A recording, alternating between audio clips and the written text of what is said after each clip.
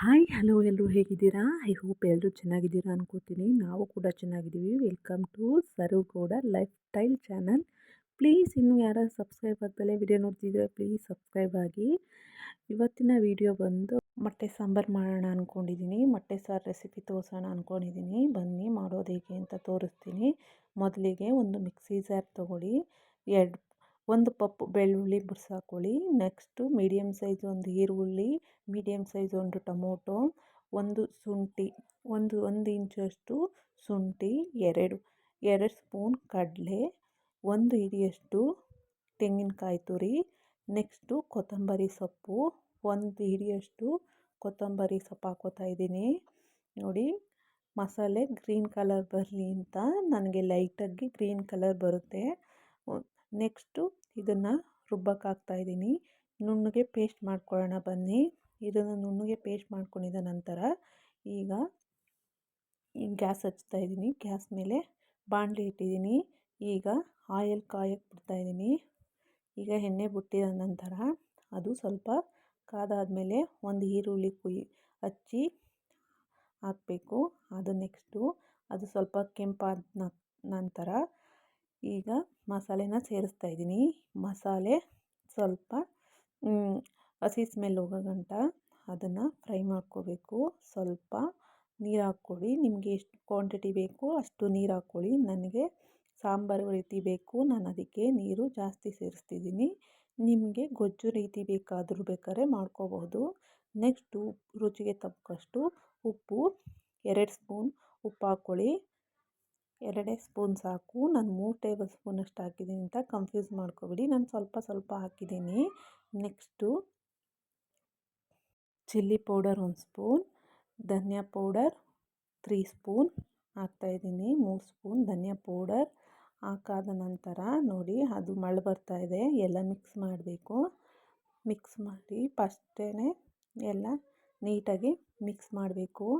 ನೋಡಿ, ನಾನು ಮಿಕ್ಸ್ ಮಾಡ್ತಾಯಿದ್ದೀನಿ. ಈಗ ಅದು ನೀಟಾಗಿ ಎಲ್ಲ ಹಸಿ ಸ್ಮೆಲ್ ಹೋಗಿ ಮಳ್ಳು ಬರುತ್ತೆ.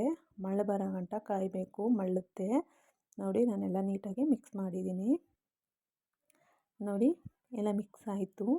ಈಗ ಅದು ಮಳ್ಳು ಬರಬೇಕು.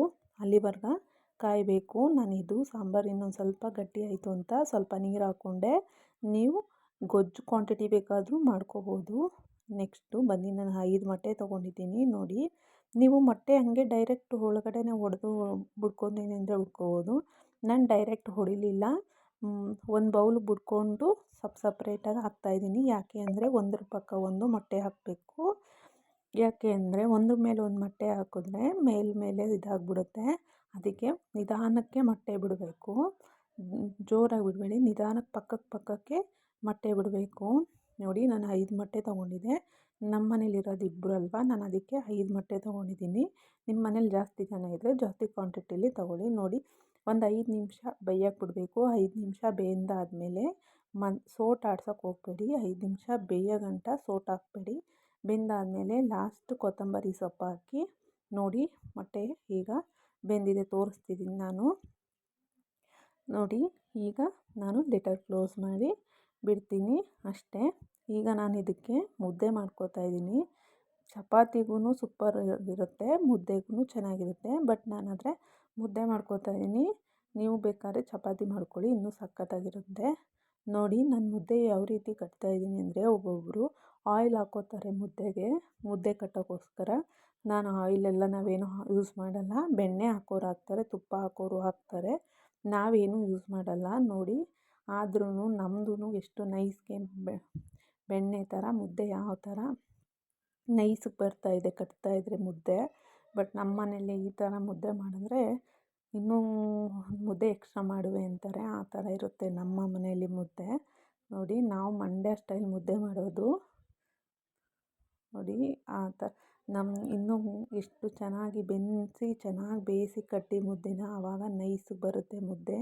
ಯಾವ ಬೆಣ್ಣೆ ಹಾಕೋ ಅವಶ್ಯಕತೆಯೂ ಇರಲ್ಲ, ಯಾವ ಎಣ್ಣೆ ಹಾಕೋ ಅವಶ್ಯಕತೆಯೂ ಇರಲ್ಲ. ನೀಟಾಗಿ ಚೆನ್ನಾಗಿ ಬೇಯಿಸಿ ಚೆನ್ನಾಗಿ ತಿರುಗಿ ಮುದ್ದೆ ಕಟ್ಟಿ ನೀಟಾಗಿ ಹೊಂದಿಸಿ ಮುದ್ದೆ ಕಟ್ಟಿದ್ರೆ ಆ ಮುದ್ದೆ ಮುಂದೆ ಯಾವ ಬೆಣ್ಣೆ ಏನೂ ಹಾಕೋಂಗೆ ಇರಲ್ಲ. ನೋಡಿ, ನಾವು ಮುದ್ದೆಗೆ ಉಪ್ಪು ಕೂಡ ಹಾಕಲ್ಲ, ಬೆಣ್ಣೆ ಎಲ್ಲ ಏನೂ ಹಾಕಲ್ಲ. ನೋಡಿ, ನಮ್ಮ ಮುದ್ದೆ ಈ ಥರ ಬರುತ್ತೆ. ಎಷ್ಟು ನೈಸಾಗಿ ಬರುತ್ತೆ ಅಂದರೆ ನೋಡಿ. ಹಾಗೆಯೇ ನಾವು ಮುದ್ದೆಗೆ ರೈಸ್ ಹಾಕ್ತೀವಿ, ಇಲ್ಲ ಅಕ್ಕಿ ಹಾಕ್ತೀವಿ, ಇಲ್ಲ ನಾರ್ಮಲ್ ಮುದ್ದೆನೂ ಮಾಡ್ತೀವಿ. ನಾರ್ಮಲ್ ಹಸಿಟುದು ಮುದ್ದೆ ಮಾಡ್ತೀವಿ ನೋಡಿ. ಈ ಥರ ಇದೆ ನಮ್ಮ ಮುದ್ದೆ ನೋಡಿ. ನಾನು ಯಾವ ಬೆಣ್ಣೆ ಯೂಸ್ ಮಾಡಿಲ್ಲ ನೋಡಿ, ತೋರಿಸ್ತೀನಿ.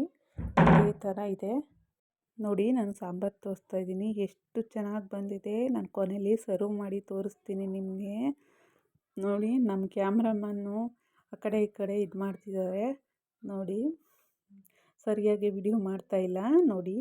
ಮುದ್ದೆ ನೆಕ್ಸ್ಟ್ ಸಾಂಬಾರು ಹಾಕ್ತೀನಿ ನೋಡಿ. ಎಷ್ಟು ಮುದ್ದೆಗಂತೂ ಮಾಡ್ತಿದ್ದು ಸಾಂಬಾರು ನೋಡಿ. ಸಾಂಬಾರು ಎಷ್ಟು ಚೆನ್ನಾಗಿತ್ತು ಅಂದರೆ ಬಟ್ ಸಖತ್ತಾಗಿತ್ತು. ಈ ಮುದ್ದೆ ಇನ್ನೊಂದು ಮುದ್ದೆ ಇದ್ದಿದ್ರೆ ತಿನ್ನೋ ಥರ ಇತ್ತು. ಆ ಥರ ಬೆಣ್ಣೆ ಥರ ಇತ್ತು, ತುಂಬ ಚೆನ್ನಾಗಿತ್ತು ನೋಡಿ. ನಾನು ರೈಸ್ ಹಾಕ್ತಿದ್ದೀನಿ, ರೈಸ್ ಬಡಿಸ್ತಾಯಿದ್ದೀನಿ ನೋಡಿ. Thank you for watching the video.